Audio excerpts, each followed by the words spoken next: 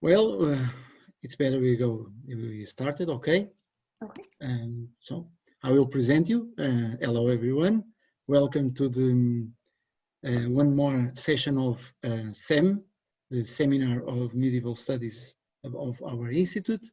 We today present Kara Kersh. She's a new member, a collaborator member. She's studying in Trinity College in Ireland. Okay, she's doing the PhD, and she has made the master thesis in Aberdeen University. So today she will speak about pilgrimage. It's a very interesting subject for us. Pilgrimage in late medieval England, and I think it's that. So if you want to start. Yes. I have a PowerPoint. Mm-hmm. So I think this should work. Okay. Is that working? Can everybody see the PowerPoint? Okay, wonderful. Yes. All right. Okay, so I guess I will just jump right into it. I will be speaking about the dangers and setbacks medieval pilgrims faced during pilgrimage within their own countries, an area of medieval research that is lacking in scholarly work, but I believe is important to better understand those living during the Middle Ages. When I began my research into this topic, my intention was to compare and contrast the dangers of pilgrimage in England and Ireland. It seemed a logical step to follow after my undergrad, where I did research on obstacles encountered during long-distance pilgrimage. There was little difficulty finding sources. Journeys to famous sites as Rome, Jerusalem, and Santiago de Compostela were well documented in journals, memoirs, and diaries. There were even travel guides produced, such as the 12th century Codex Calictus. These sources described the barren deserts, attacks from pirates, crafty traders, and quarrelsome travel companions a pilgrim might meet on long-distance pilgrimage. But as Webb pointed out in her book, Pilgrims and Pilgrimage,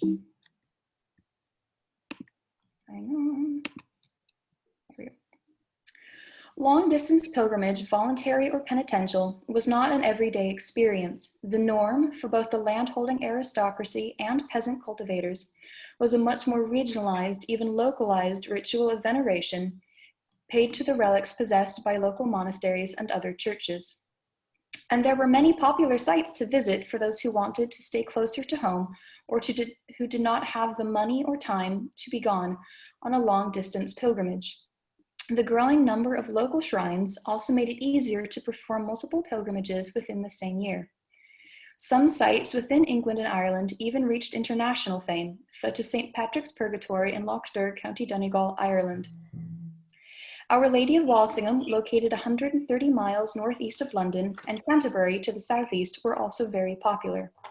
Estimates vary, but it is believed that some years saw more than 200,000 pilgrims from all over Christendom visit Canterbury, and it remained popular for 300 years. Why was pilgrimage so popular? The purpose of pilgrimage was to increase the participants' religious convictions while obtaining pardon from sins. Benedict of Canterbury described pilgrimage as a journey in which pilgrims visiting a shrine were, quote, rebaptized in the font of their own tears, end quote. Many people went seeking forgiveness as, quote, the awareness of the awful fate which was reward of sin drove them to almost any religious extravagance that might possibly bring redemption, end quote. Confession gave absolution, removing the earthly guilt of the particular sin. Pilgrimage was a form of penance performed as a way to reduce the time spent after this life atoning for that sin. Pilgrimage increased during the turn of the 11th century as many Christians were aware that the 1,000-year anniversary of the crucifixion of Christ was approaching and believed the millennium would be the day of judgment. People were eager to accumulate as many good works as they could so the final judgment would not catch them short. As well as spiritual assistance, many pilgrims also went looking for physical cures. Ader reminded readers that, quote, in an age where medical science remained rudimentary, the blind, halt, and lame stumbled towards the shrines of the saints, hoping for the not uncommon healing miracles, end quote. This was particularly important for women, whose main role during the Middle Ages included motherhood and caring for the well-being of the family, and pilgrimage was one tool for performing those duties. Women often made made vows to undertake pilgrimages to particular shrines in order to obtain aid for their various domestic and family concerns. These vows were more likely to take them to local sites. For example, a pregnant woman would be unlikely to travel to Rome to ask for protection for herself or her baby, when nearby saints could offer the same help.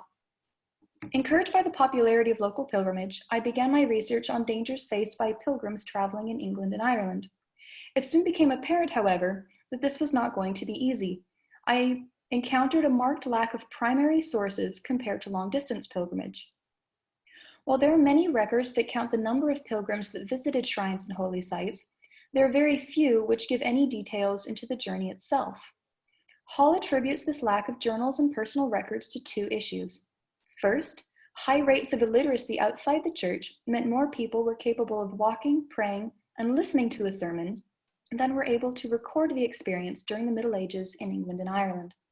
Secondly, he believes that those who could write often saw local pilgrimage as too common of an occurrence to be noteworthy.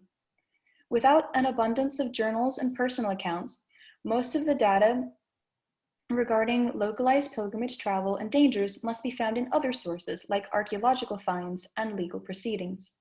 For example, in the calendar of Inquisition's post-mortem, people often remembered events by recalling who was leaving on or returning from pilgrimage at the time in question. Though records such as these are excellent sources for learning about the popularity of pilgrimage, or even a certain shrine, not only can they be difficult to access, but they rarely describe the details of the actual pilgrimage journey itself. Unfortunately, the local pilgrimage was such a common occurrence by nature of it being closer to home, cheaper, and less time-consuming. Its lack of records describing these journeys has resulted in a lack of modern research into this area. Secondary sources on journeys of pilgrimage, specifically within medieval England and Ireland, are even more difficult to find. One exception is the book Women Pilgrims in Late Medieval England, Private Piety as a Public Performance by Susan St. Morrison, who scoured legal records to discover stories of women pilgrims being robbed, raped, or killed along their journeys. Although very few scholars have delved into the study of medieval pilgrimage travel in England and Ireland, there are several books, such as Pilgrimage in Ireland by Peter Harbison, while only having small chapters on the state of travel in the Middle Ages, still managed to emphasize the possible dangers of traveling on unfamiliar roads.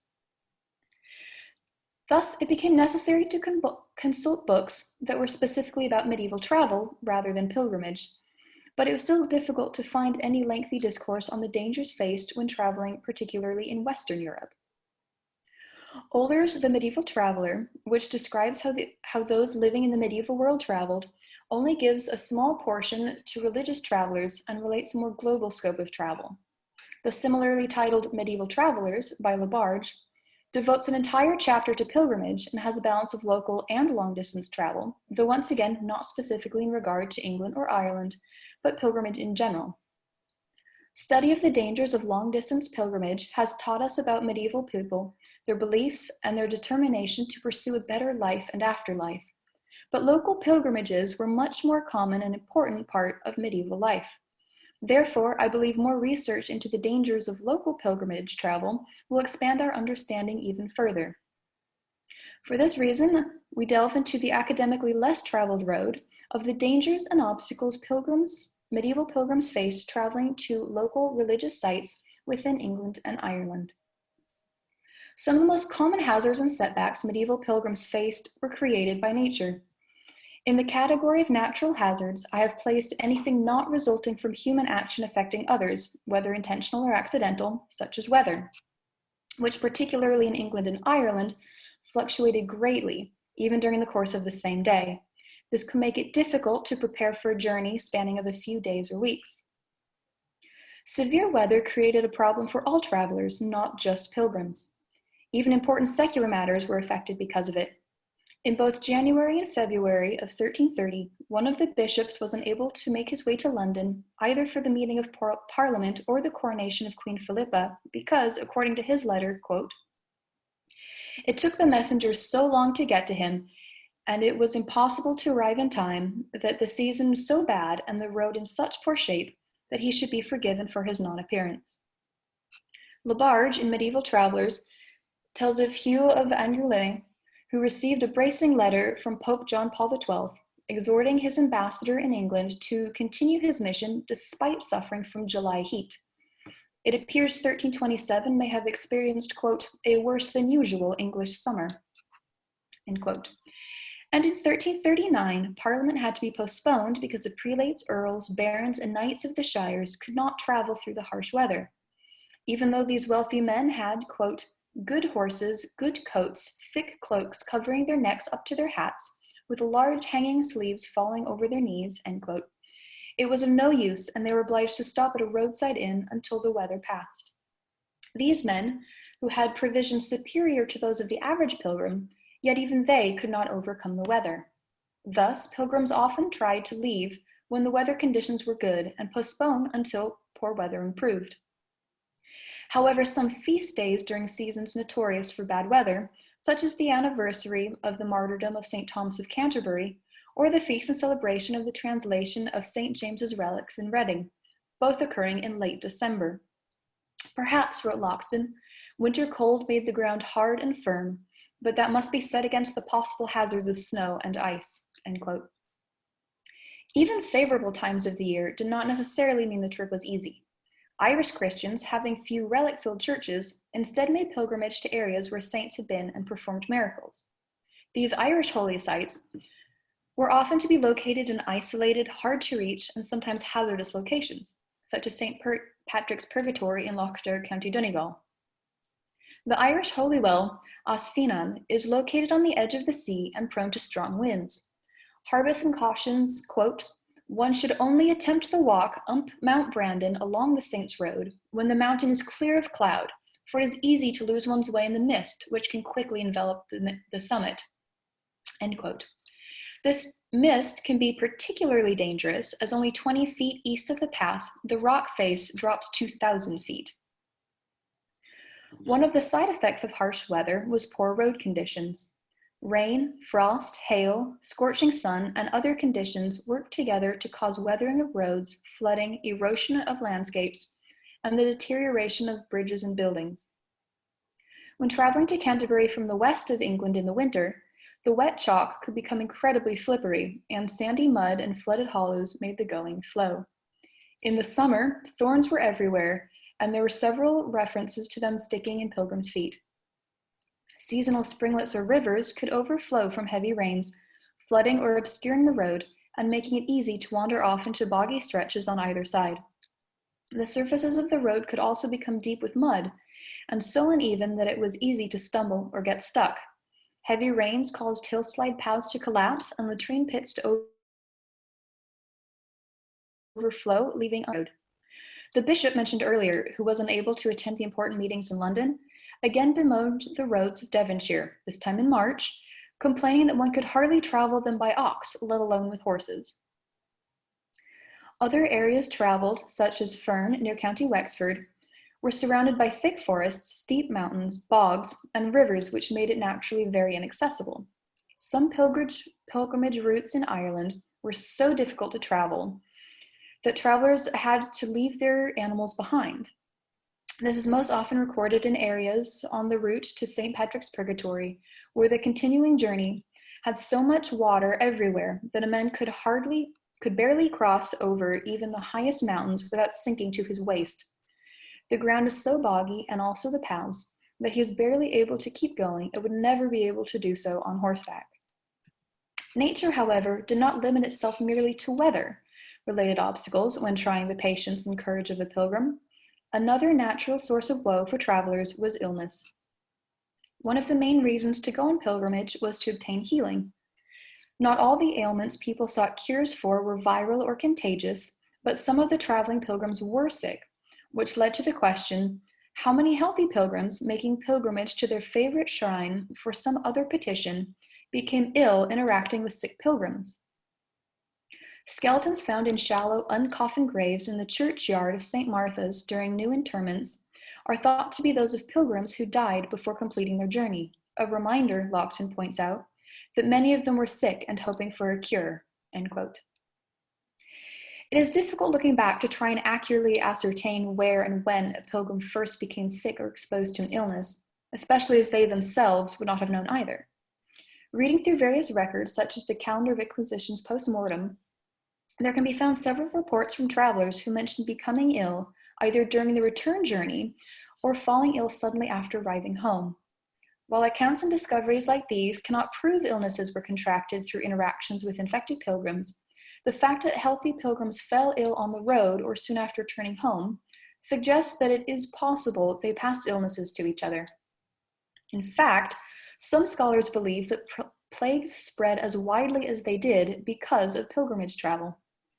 The main road to London from the major port city of Dover passed right by Canterbury, and pilgrims could potentially come in contact with infected or flea-infested sailors or goods, both on the road to or at the cathedral itself. Ironically, these local pilgrimage makers were placing themselves in direct contact with the sickness from which they were pleading to be spared, then, feeling they had done their duty to protect their family and friends, returned home, spreading the disease even further.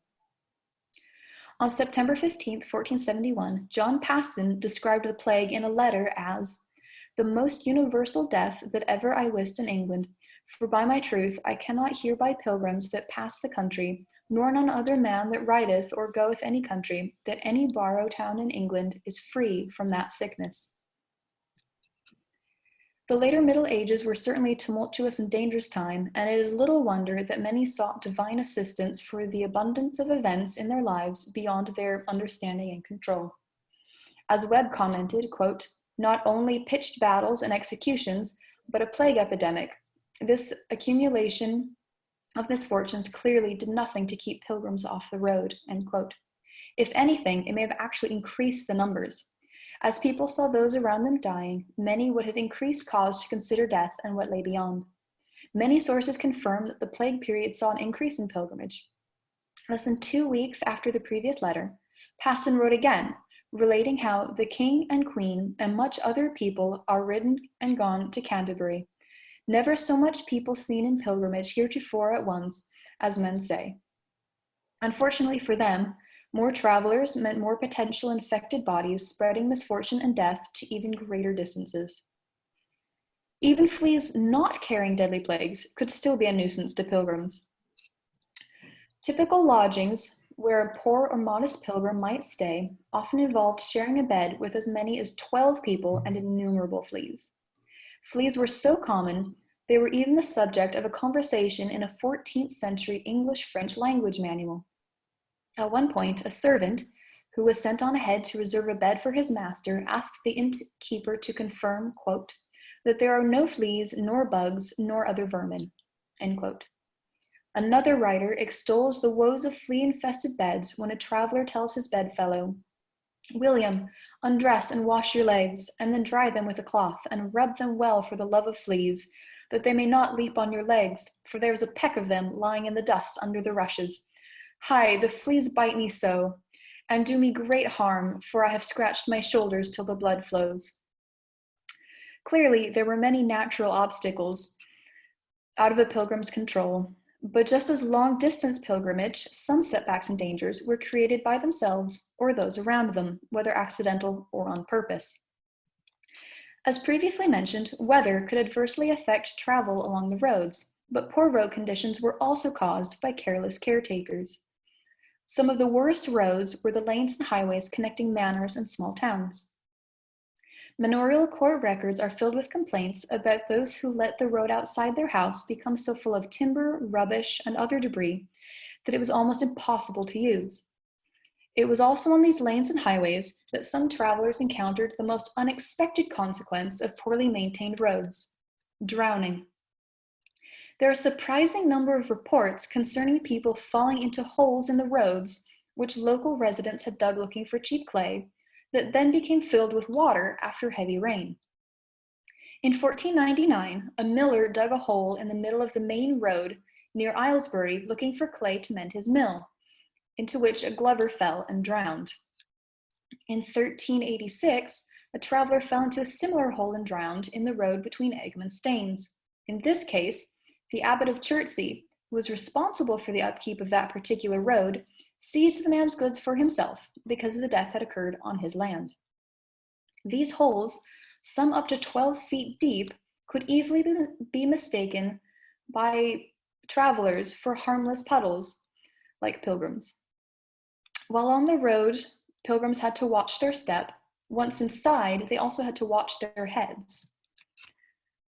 One Friday, Marjorie Kemp knelt in a church, praying our Lord Christ Jesus for grace and mercy, suddenly fell down from the highest part of the church vault, from under the fort of despair. On her head and on her back, a stone which weighed 3 pounds, and a short end of a tree weighing 6 pounds. Marjorie was in such pain that she thought her back break asunder, but was miraculously healed after she cried, "Jesus, mercy." Another story of falling church stone is commemorated in a stained glass window in York Minster. The pilgrim whose head broke the stone's fall was miraculously unharmed, and the stone itself resides in the crypt of the same cathedral. It is unclear why these pieces fell, but it is possible that it could have been because of poor workmanship or even careless workers knocking things off workstations.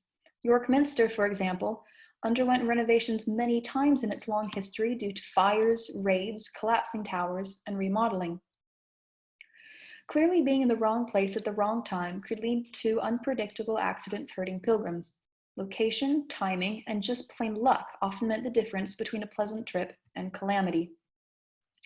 One pilgrim in the wrong place at the wrong time in the 12th century found himself caught in a fire in Rochester. Seeking safety, he was turned away from every house until the servant of Gilbert the baker rescued him from the encroaching fire in the street. Another recorded case of bad luck tells the story of 2 men on the road to Canterbury. Blind Robert of Essex was on his way to petition healing from St. Thomas, when, unable to see a horse coming at him, hurt his ankle. Nor did the pilgrim riding the horse see Robert, for he too was blind and traveling with the same intention. In 1337, John Cause broke his left arm on the way back to Lincolnshire, while in a separate party the same year, 17-year-old William D. Hyling accidentally fell from his horse and broke his right leg while also returning from Canterbury with his father. Some injuries, however, were less unintentional. Despite their pious missions, some pilgrims still found themselves involved in tavern brawls or roadside scuffles.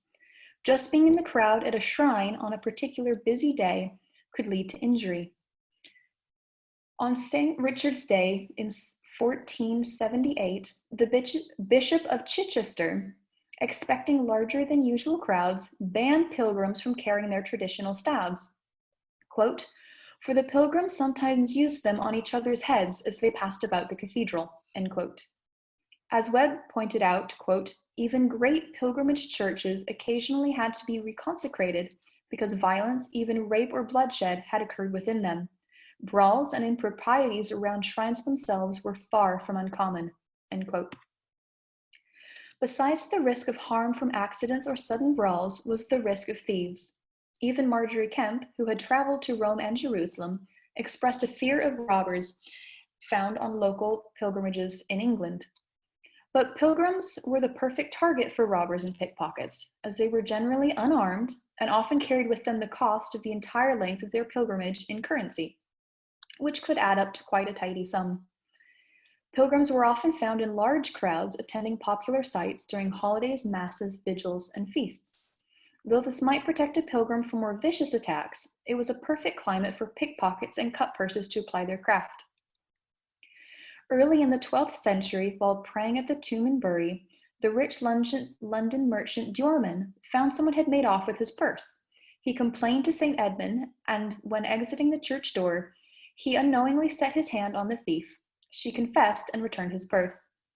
Dorman was fortunate to have his money returned to him so quickly. Others were not so lucky, like the pilgrim who fell victim to a cutpurse, and so his wife had to beg 2 halfpence to cover the cost of their return trip home from Canterbury. While cutpurses operated in busy crowds, highway robbers operated on lonely roads in wooded areas. One particularly dangerous area en route to Canterbury was the high road from London at Shooter's Hill.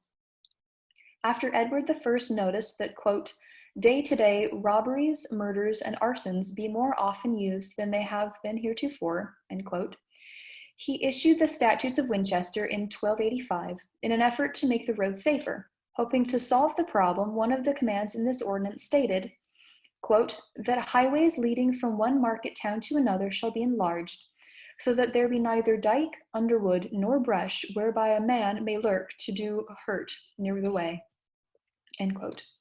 As evidenced by the numerous subsequent petitions asking for more measures to ensure safer roads, it can be seen that, despite Edward I's best efforts and threats, the situation did not improve. Perhaps some bands of robbers were bold enough to continue their work because they were not peasants, but from upper-class families with important connections. In 1310, Kilkenny Parliament records show reports of those of great lineage regularly robbing and holding travelers for ransom. Not only did pilgrims have to worry about thieves on the road, but even once they arrived at their destination, there was no guarantee of safety. In 1347, armed knights stormed the chapel of St. Theobald Colton and, quote, extorted tolls and goods from pilgrims, assaulted them, and carried away their goods, end quote. This is just one example of many reported cases. The calendar of papal registers relating to Great Britain and Ireland is full of complaints against knights and nobles who broke into religious sites, robbed anyone present, beat those working there. It has been suggested that many of these attacks could have been caused by knights having trouble adjusting to normal life after military campaigns ended. Active campaigns and conflicts could also cause problems for pilgrims, even within their own country. In England, if there were concerns for safety while traveling, a pilgrim could obtain a letter of safe conduct that was honored anywhere within the country. In Ireland, however, a letter of safe conduct held less influence the farther traveler went from Dublin. Ireland was split into hundreds of small territories where each was ruled by their own king with their own laws. This could sometimes make cooperation between these petty kingdoms difficult when looking to obtain safe passage to a particular holy site. Wars and internal conflicts also plagued England. The main center of the peasants' revolt was in the southeast of England, which created problems for pilgrims trying to travel to Canterbury Cathedral and other sites in the area.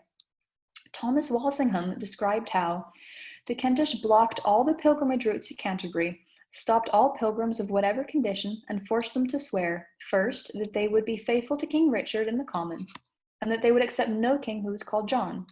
The pilgrims also had to swear that they would come and join the rebels whenever they were sent for, and that they would induce their fellow citizens and villagers to join them, and that they would neither acquiesce nor consent to any tax levied in the kingdom henceforth, except for the 15ths, which their fathers and ancestors had known and accepted. But pilgrims were lawfully considered travelers, just like merchants and anyone else making their way across the country, and were therefore entitled to the protection by the law and the support from the faithful followers of the church. These rights were expressed by popes, councils, and secular rulers alike. Vagabonds, however, started to create problems when people began to see pilgrims as disreputable because of vagabonds and frauds traveling under the guise of honest pilgrimage. In the late 13th century, Edward IV described these traveling troublemakers as those who, living idly, will do no service but wander about from town to town in vagabondage, sowing seditious languages whereby the country people be in great fear and jeopardy of their lives and losses of their goods, and many other inconveniences, followed by occasion of the same as murders, robberies, and riots, mischievous to the disturbance of the people and contrary to the king's laws and peace. There were sufficient criminals and beggars avoiding honest work at that time. It became difficult for the population to trust anyone dressed as a pilgrim. A mandate to the Sheriff of Norfolk and Suffolk in 1493 demonstrates the level at which roaming thieves and beggars had become a problem. The mandate states, "The King, our sovereign lord, is informed that full heinous murders and robberies, theft, decay of husbandry, and other enormities and inconveniences daily increase within this his realm, to the great offense and trouble of his subjects, by the means of idleness, and especially of vagabonds, beggars able to work, and by faitors, some excusing themselves by color of pilgrimages." These crimes enacted by those disguised as pilgrims not only created problems for the local villagers, but also for the honest pilgrims far from home. In the story of a woman living near Abingdon, as she was brewing beer, a small group of pilgrims on their way to Canterbury asked her, in the name of St. Thomas, for a drink. She replied, quote, "No saint, no Thomas, no one demands anything today, for the sake of the Lord or the Blessed Virgin Mary. Be off, Trutani." She called the pilgrims Trutani, meaning vagrant or beggar. A hard-working woman, she had no desire to give her effort to someone who might be avoiding their own responsibilities and was clearly mistrusting of any stranger asking for handouts. Much the same as those pilgrims traveling to long-distance sites like Rome, Jerusalem, and Santiago de Compostela, pilgrims everywhere had ample dangers and challenges to face from their fellow men. However, thus far, all the dangers and difficulties that have been discussed could have been encountered by any medieval pilgrims from any demographic. There were other hazards and inconveniences that were particularly applicable to the female pilgrim. Research into the dangers and setbacks faced solely by female pilgrims traveling in England and Ireland encouraged the same roadblocks as the study of universally potential challenges, namely a lack of recorded information. This could, once again, be because of the regularity of local pilgrimages, and therefore not as exceptional or noteworthy as long-distance pilgrimage. Some of the records that could potentially add to the study of local pilgrimage travel are difficult to access. Records detailing the specific ways men died on pilgrimage are sparse, and those dealing with women are even more meager. The Annals of Loch Clay, for example, has several entries reporting that women went on pilgrimage and that some died on those pilgrimages, but they do not explain the causes. In 1186, a woman named Dervrachel is reported to have gone to Drogheda on pilgrimage. An entry 5 years later reads that, quote, "Dervrachel, daughter of Murcha o Moshiclin, morta est in pilgrimage in the monastery of Drogheda," end quote. Likewise, the Annals of the Four Masters states that Aideen, daughter of O'Quinn, Lady of Munster, while on pilgrimage at Derry, died victorious over the world and the devil, end quote. While these may have been sufficient information at the time, it is of little use for those endeavoring to discover the reasons how or why pilgrims died. There are some detailed recorded incidents, however, of violence against women on pilgrimage, and it is these few exceptions that help piece together what pilgrimage travel might have been like for the large number of female pilgrims in England and Ireland. Despite the added hardships and inconvenience women undertaking pilgrimages potentially had to face, women were far from an uncommon sight along the pilgrimage route. In fact, Finucane concluded, after studying English miracle stories recorded at various shrines within England, quote, "The majority of pilgrims who attended a local shrine were women and lower class," end quote. Morrison's study also suggests that, quote, "Pilgrimage activity was not undertaken by only a few exceptional women like Marjorie Kemp or Bridget of Sweden. Rather, that while it remained a special experience in one's life, it was a normal social activity for numerous women," end quote. Even pregnant women went on pilgrimage, which only added to the difficulty. Sufficient expectant mothers went on pilgrimage to ask for help relating to their pregnancy, that special provisions were made in charters and statutes to ensure their health and that of the child.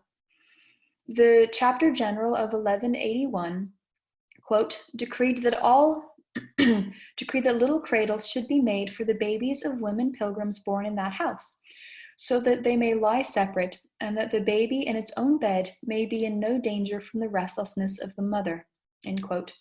Likewise, in the Petition and Statutes of 1414, quote, the foundation deed of Holy Trinity, Salisbury, sets forth that lying-in women are cared for until they are delivered, recovered, and churched, end quote. Only a few years later, in 1446, a provision was made by some London infirmaries that if a mother died, the child should be brought up there until 7 years old. Hospital charities provided safe lodging options specifically for women pilgrims that were not generally available to healthy men. Unfortunately for female pilgrims, just because there were many women on pilgrimage does not mean they were accepted everywhere. Like many other pilgrims, women were likely to stop and see other holy sites en route to the intended destination. At some sites, however, women were not allowed admittance to the relic they had come to see. Often, this was because relics were kept in monasteries where, given the nature of the facility, women were not allowed inside. Rules regarding the admittance of women to religious sites were not universal and caused some debate. Some sanctuaries strictly followed the Benedictine rule and forbade women from entering. Others, such as Thomas Burton, believed that, quote, if women were admitted to the Abbey Church, the general atmosphere of devotion could be greatly increased, which would be most advantageous, end quote. Maya Abbey in Yorkshire found themselves with this dilemma at the end of the 14th century, soon after the completion of a wooden cross commissioned for the church there. As miracles began to be reported in connection with it, more pilgrims started coming to see it for themselves. Given its location, women were unable to see the cross. Burton requested from the abbot of Sestub permission to admit, quote, honest men and women to the crucifix, which was granted on condition that the women did not enter the conventual buildings, end quote. Other sites often also attempted to make relics more accessible by moving them to more neutral locations. The disappointment of being turned away from a site was not the biggest problem women faced while traveling on pilgrimage, for the possibility of being attacked or raped was also a very real threat. Female pilgrims did not always travel with their husbands or other male family members, though even that was no guarantee of safety. Sometimes the most brutal attacks came from the closest to them. Such was the case in 1433, when quote, John Carpenter disemboweled his bride on pilgrimage, end quote. Because of the sparseness of specificities and records, it is difficult to know with what frequency women were attacked or raped while on pilgrimage. Records written in the later Middle Ages report many cases of rape, but details in those reports are often vague. The Calendar of Inquisition's Miscellaneous mentions, quote, William Iglade, chaplain, outlawed in County Lancaster for the rape of Alice, daughter of Adam de Hyles, end quote. There is also a, quote, like writ of the same date to the same sheriffs in respect of the rape of Jones Salvain in the parish of St. Mary Fenchurch, end quote. In neither case is it clear whether the women lived in the area or were passing through, perhaps as pilgrims. Only occasionally are there cases which offer more details in the reports of incidents, such as at the end of the 14th century, when a former canon of Walsingham was accused of, quote, raping against her will Emma, wife of William Bowl of Walsingham, coming on pilgrimage to Canterbury, and took goods and chattels from her purse to the value of 20 pounds, and is a common thief, end quote. One of the most common ways for women to avoid attacks was to travel in groups. Morrison, however, believes there is a slightly more unconventional method some women might have employed to fool any would-be attackers, dressing as a man. In the following poem, a pilgrim asks a herdsman the way to Walsingham. He responds that it is a difficult journey for a young-looking pilgrim. The pilgrim then replies,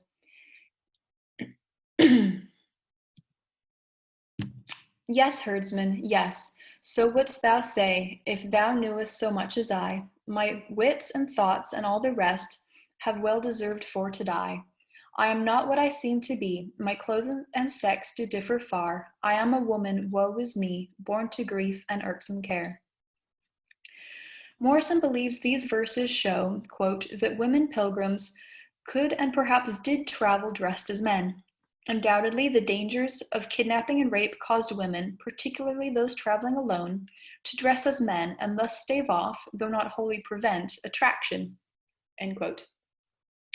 Whether traveling in disguise or in a group, it would be dangerous for women traveling on the isolated roads between towns where thieves, rapists, and others could be lurking.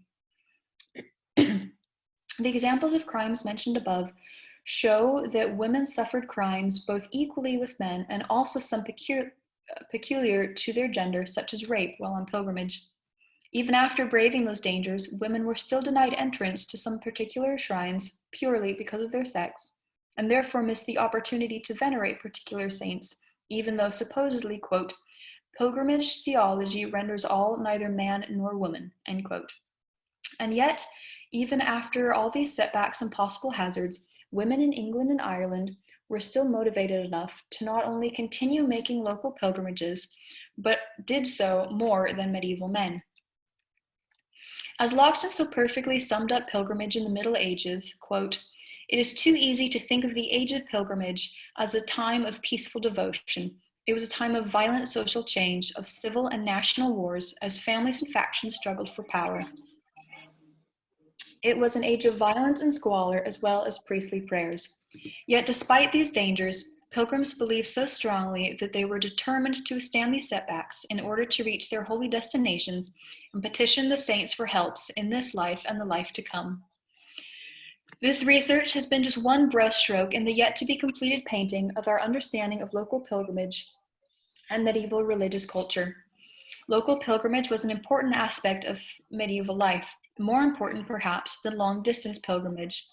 It was a way to receive answers to prayers and get help for problems more quickly than traveling to distant lands. Women especially utilized local pilgrimages to pray for themselves and their families. The fact that local pilgrimages were so common despite setbacks and hazards from nature and others encountered along the route suggests that many people were convinced the saints were able to fix their ailments, answer their prayers, and provide forgiveness. Their belief was so strong that they were willing to confront the potential dangers and inconveniences in search of those desired blessings. Because local pilgrimage was so common, people often did not record the journey or, when they did, gave little attention to specific details. It is due to this lack of primary sources, perhaps, that there has been minimal research done on the subject. Though much can be learned through legal and church records about many aspects of medieval pilgrimage in England and Ireland, sources relating to actual travel experiences during the journeys themselves can be difficult to find.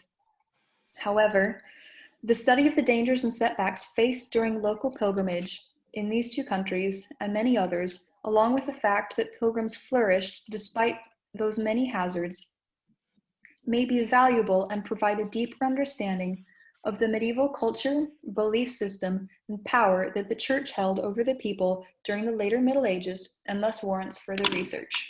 Thank you.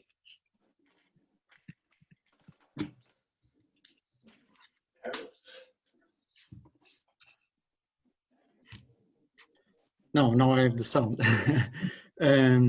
Thank you very much, Kersh, for your presentation. I am very suspect because I love the subject, travel and pilgrimage, but I truly love your presentation. I don't know if someone has some things to say. I have a few, but I want that other presents can talk about it. So someone has something to say? Maria João? Yes. Cara, can you please turn off the PowerPoint, please? Just. Yeah. Oh, okay. Yes, there we go. Okay. It's more easy like that. Well, so. I like your presentation very much too.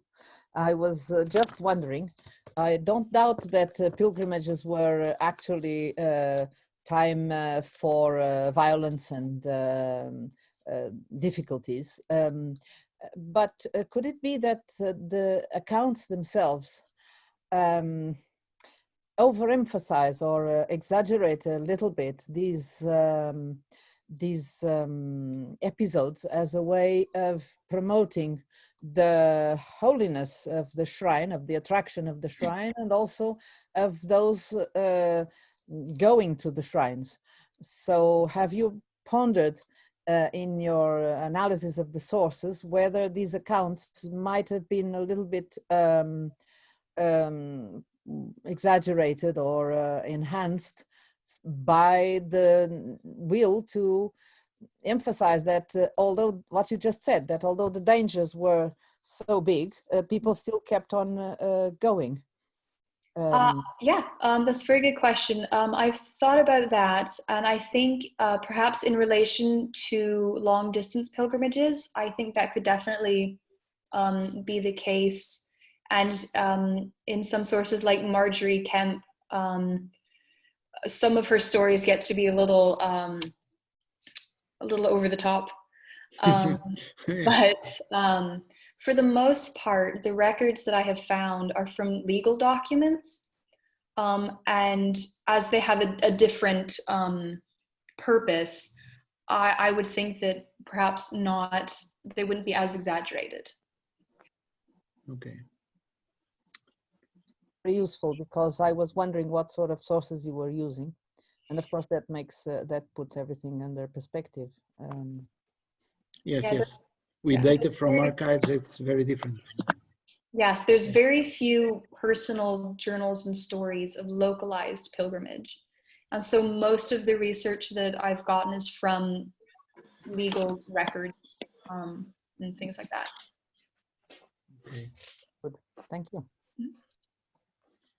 So, someone else want to say something? No. So I have a few points. Okay. First, I think you are. Sorry. There's a question. With a question. Ah, sorry.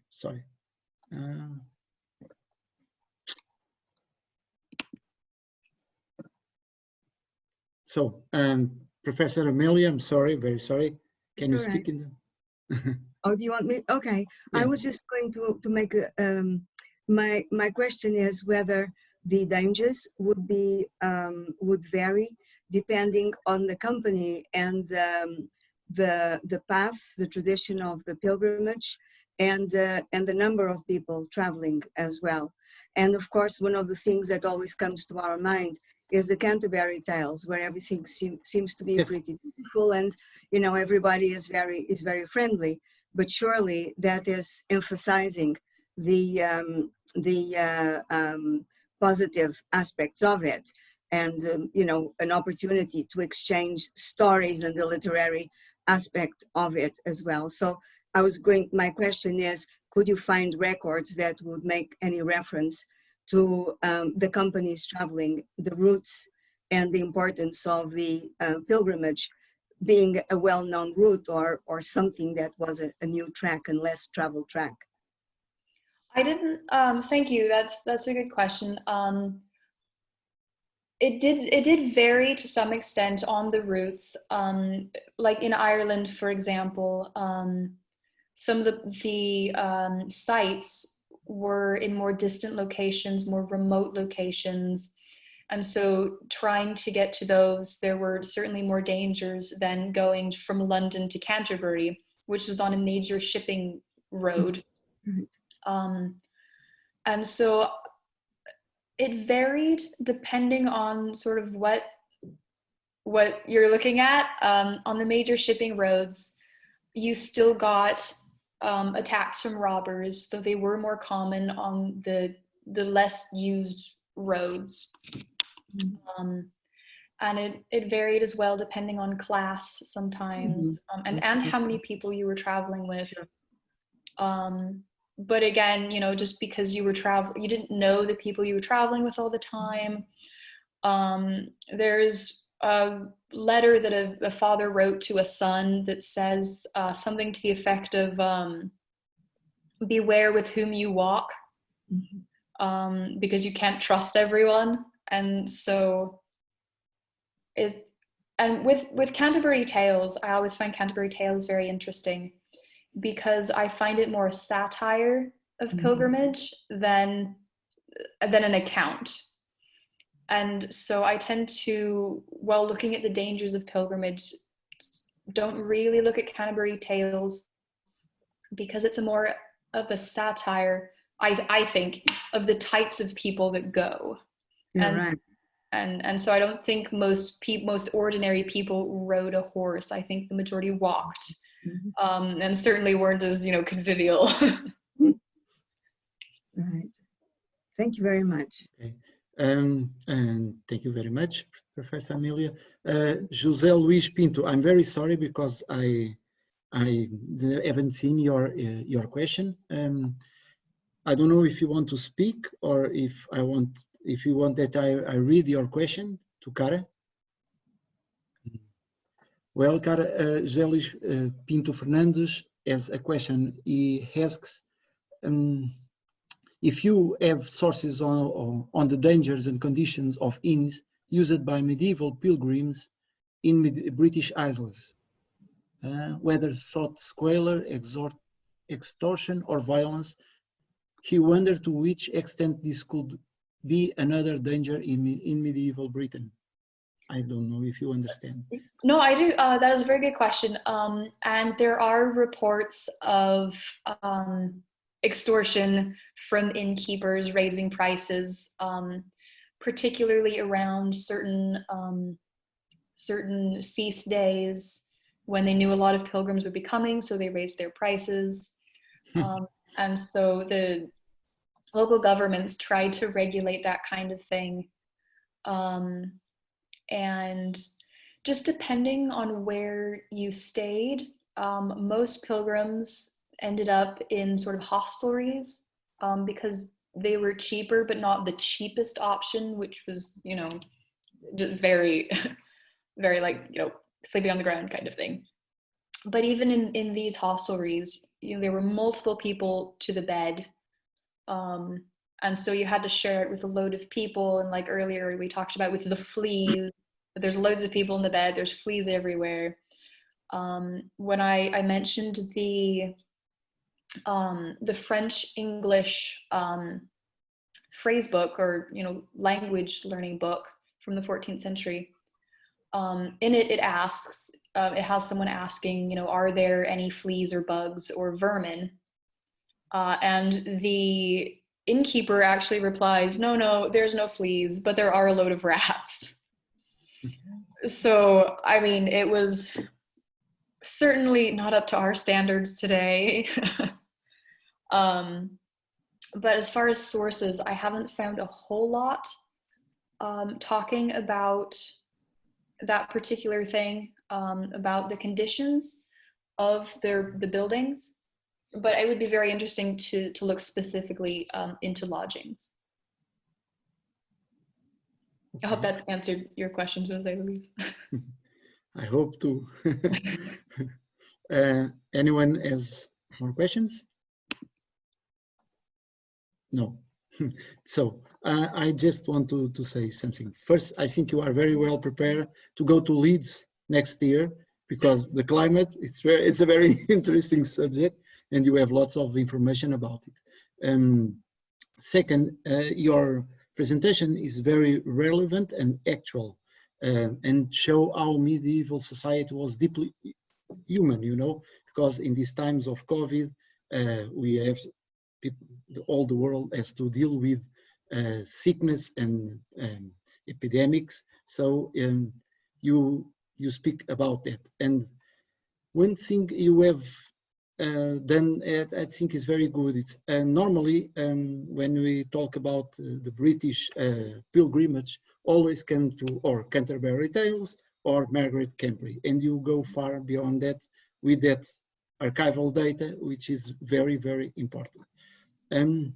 I just want to say that when you about the question of the women, you know, in Iberia Peninsula, we have the, how can we say in English, songs or poems to Holy Mary, a very large work, okay, of the King Alfonso X, the Wise, and there we can see that kind of topic of that not just men, lots of women and pregnant women go to the holy places. And at the same time, it makes me think about the ancient kind of pilgrimage, which was very different from the one from the late Middle Ages that you spoke at, the time of gyrovags, I don't know the word, exactly word in English, you know, about those people who goes from place to place, just wandering for holy men and holy places, very different. It was, in essence, it was a kind of monasticism. Okay, so then pilgrimage changed very much. And in Iberia Peninsula, we have the Egeria case. I don't know if you heard about it. It's sure you have, I'm sure. Geria is a very singular case of a woman that goes and always wandering in pilgrimage. And she continues the work of Helena of Constantinople, the mother of Constantine the Great, that were a great pilgrimage. So see, and that is a very, I think, very happy coincidence you talk about that question, because in Iberian Peninsula we have a lot of cases of women that goes on pilgrimage. So I don't know if someone wants to say something more. No. So say the sound, Maria João, you have to turn the sound on. Yes, I'm sorry. Today I'm not being very good with my microphone. Well, I was wondering because Paulo told us about Geria, and I was also wondering because you mentioned Santiago de Compostela, St. James in Compostela, and I'm sure you do know the Pilgrim's Guide, where a lot of violence exists, although nothing like the evidence that you have. It's more about the brutality of people on the way and people who exert money from pilgrims to pass them from one side of the river to the other and then knock them down and keep the money and kill them. So, and he, the author actually gives us a route. So it's like, it is called the Pilgrim's Guide, and it's as if it was a 12th century travel guide. Saying the places where you can stay, where you can't stay, where you can trust people, and why not. And have you got anything like that for your own area? There is not, and I wish there was, because during my undergrad, I used that source heavily to talk about, the dangers of international pilgrimage. And so unfortunately, no, there's nothing like that. Most pilgrims, because it was local, they basically knew the way, or at least the direction to walk, at which point occasionally you find maps that could have been posted in like a town square. Yeah. So maps were certainly not something that people carried with them. They were too big, they were too inaccurate. And so they didn't carry them with them, but they would just find large maps in town squares or just ask on the road. And so they didn't really have these guides, unfortunately, because that would have made this research so much easier. Well, never mind. We don't have local evidence for local pilgrimage as you do, so can't all have everything. Well, thank you very much. It was very nice. Thank you. Thank you. Well, if no one has nothing to say, Kara, thank you very much for your presentation, and welcome to the EAM. Thank you. I'm very excited. Okay, so I will turn the session off, okay? Great, thank you so much. Everyone. Lovely to meet everyone. Yes. Bye.